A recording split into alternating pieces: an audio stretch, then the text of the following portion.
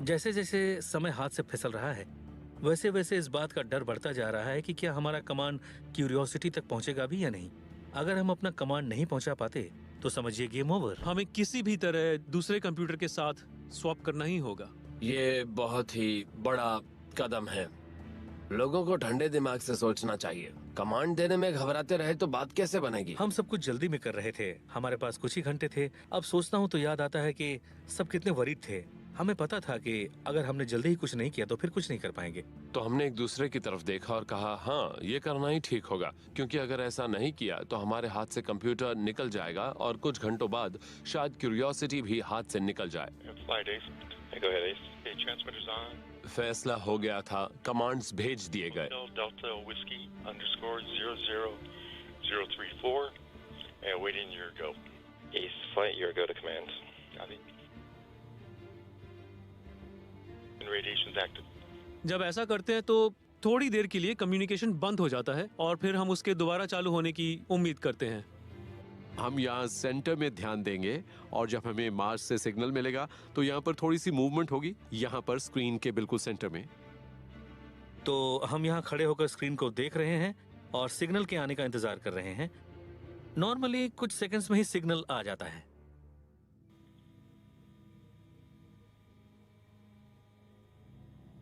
हमें लगा कि 5 सेकंड्स में आ जाएगा, 10 सेकंड में आ जाएगा, पर नहीं आया।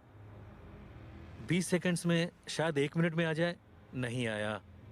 2 मिनट, 2.5 मिनट बीत गए, 3 मिनट, पर तब भी सिग्नल नहीं आया। हमारे पास अभी तक कोई सिग्नल नहीं आया है। कंफर्म कीजिए कि आप लोगों को FFT पर कुछ दिखाई नहीं दे रहा। हम कंफर्म करते हैं कि हम FFT डिस्प्ले को देख रहे हैं पर कुछ दिखाई नहीं दे रहा है। कॉपी।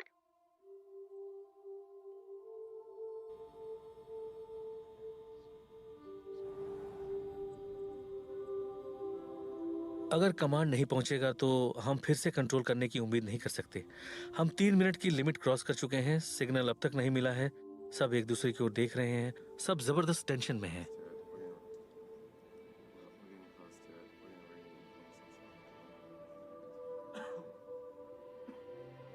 लगभग 3.5 मिनट के बाद फाइनली सिग्नल आ ही गया।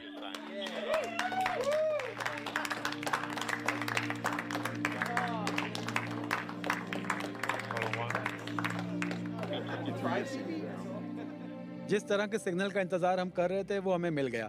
आप उसे देख सकते हैं, पर बहुत ही छोटा है वो सिर्फ इतना सा था।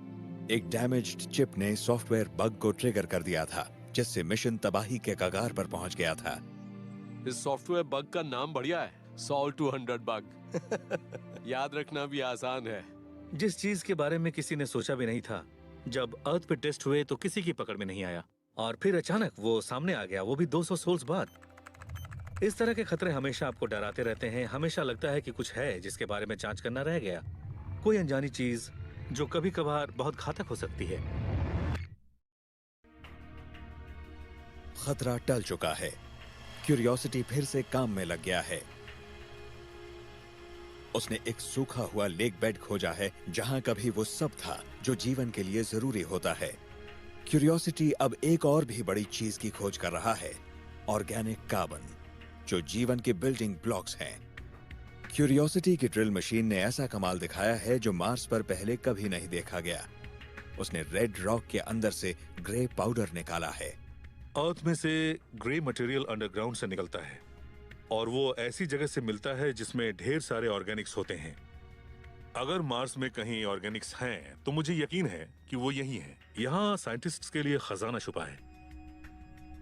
मार्स में मिले ग्रे पाउडर का सैंपल लेबोरेटरी पहुंचता है, जहां उसे एनालाइज किया जाता है और कुछ समय बाद रिपोर्ट भी आ जाती है। उसमें ऑर्गेनिक कार्बन नहीं मिले। हम हैरान हो गए थे। जिसे खोज रहे थे वो कहाँ है। हमें तो लगा था कि मार्स पर ऑर्गेनिक कार्बन जरूर होगा।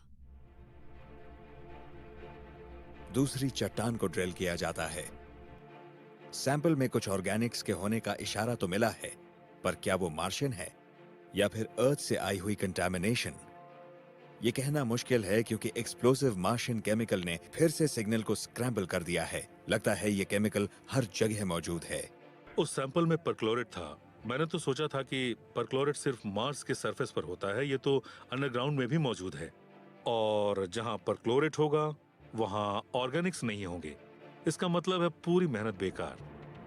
अगर ये मान लें कि मार्स पर कभी जीवन नहीं था, तब भी वहां पर बहुत सारा ऑर्गेनिक कार्बन होना चाहिए। वो यहाँ हर रोज मीटेराइट्स और कॉस्मिक डस्ट के जरिए पहुंचता है। पर कुछ ऐसा है जो इस सबूत को मिटा देता है, और शायद ये काम परक्लोरेट करता है। हम जानते हैं कि वो ऑर्गेनिक्स को तबाह कर सकता है, पर उसे ट्रिगर करने के लिए उसे हीट जैसी कोई चीज चाहिए। हो सकता है कि मार्स पर अलग तरह का कोई ट्रिगर हो। अर्थ की तरह मार्स का कोई सुरक्षा कवच नहीं है। वहां के सरफेस को हाई एनर्जी कॉस्मिक रेडिएशन लगातार झुलसाता रहता है। वो ऑर्गेनिक्स को नुकसान पहुंचाने के लिए बहुत है, पर परक्लोरेट उससे भी भारी नुकसान पहुंचा सकता है। मुझे लगता है ये रेडिएशन वही काम कर रहा है जो हीट ओवन में करता है। ये रेडिएशन परक्लोरेट को एक्टिवेट कर देता है। इससे वो हमारे इंस्ट्रूमेंट्स में ऑर्गेनिक्स को बर्बाद तो कर ही रहा है, वो शायद अरबों साल से मार्स में भी यही कर रहा है। हो सकता है वहां अभी भी कुछ बाकी हो, शायद उनकी राख बाकी हो सकता है हम उसे ढूंढ पाएं। ऐसा नहीं है कि हमें वहां कुछ और नहीं मिलेगा। मार्स हमेशा से हमें सरप्राइज करता आया है, इसलिए मुझे यकीन है कि वो फिर से हमें सरप्राइज करेगा। कैसे ये तो नहीं पता, वरना वो सरप्राइज कैसे रहेगा, पर वो सरप्राइज करेगा जरूर। पृथ्वी पर भी 1 अरब साल पुरानी चट्टानों में प्रिजर्व्ड ऑर्गेनिक्स को ढूंढना एक जुनून ही तो है। देखिए, मैं यहाँ करीब 25 साल से रिसर्च कर रहा हूँ। मेरे अलावा और भी लोग हैं जो 40-50 साल से रिसर्च कर रहे हैं। अगर आप उन सभी रॉक्स को कंसीडर करें जो हमने सैकड़ों मील फैले इस इलाके में स्टडी की है, तो उनमें से सिर्फ 1 या 2 ऐसी हैं जो धरती की एंशिएंट लाइफ को रिप्रेजेंट करती हैं।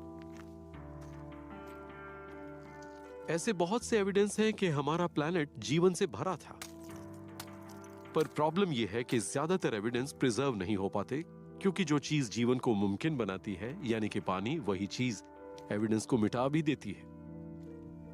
हम जानते हैं कि यह आसान काम नहीं है, पर इसका मतलब ये तो नहीं कि हम कोशिश ही ना करें, क्योंकि अगर हम किसी तरह से मार्स पर ऑर्गेनिक्स के होने का सबूत ढूंढ लेते हैं तो वो एक बहुत बड़ी खोज होगी।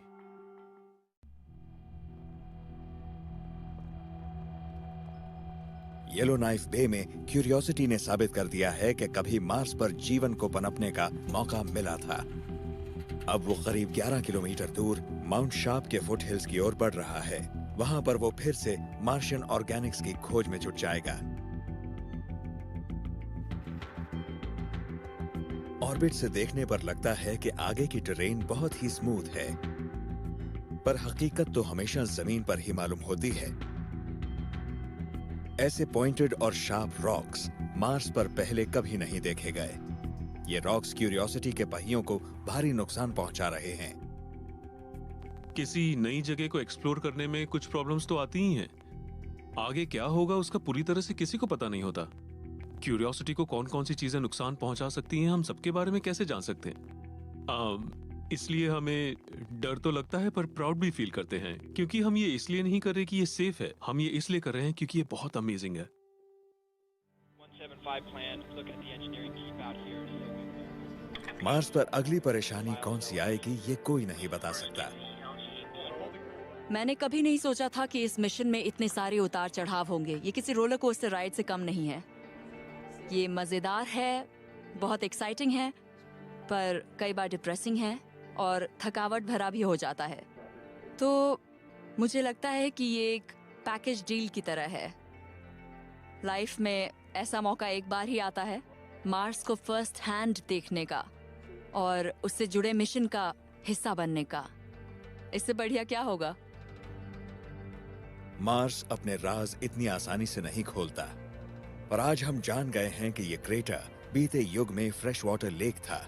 इसमें वो सब कुछ था जो जीवन को मुमकिन बनाने के लिए जरूरी होता है।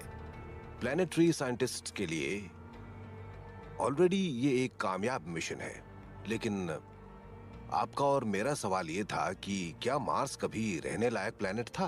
क्या बीते युग में वहां कभी जीवन था? हमारे पास उस सवाल का जवाब नहीं है। आज भी क्यूरियोसिटी की कहानी जारी है। नेक्स्ट स्टेप, फिर नेक्स्ट स्टेप और फिर नेक्स्ट स्टेप, बस इतना ही जरूरी है। हम ये सवाल पूछना कभी नहीं छोड़ेंगे कि क्या हम पूरे ब्रह्मांड में अकेले हैं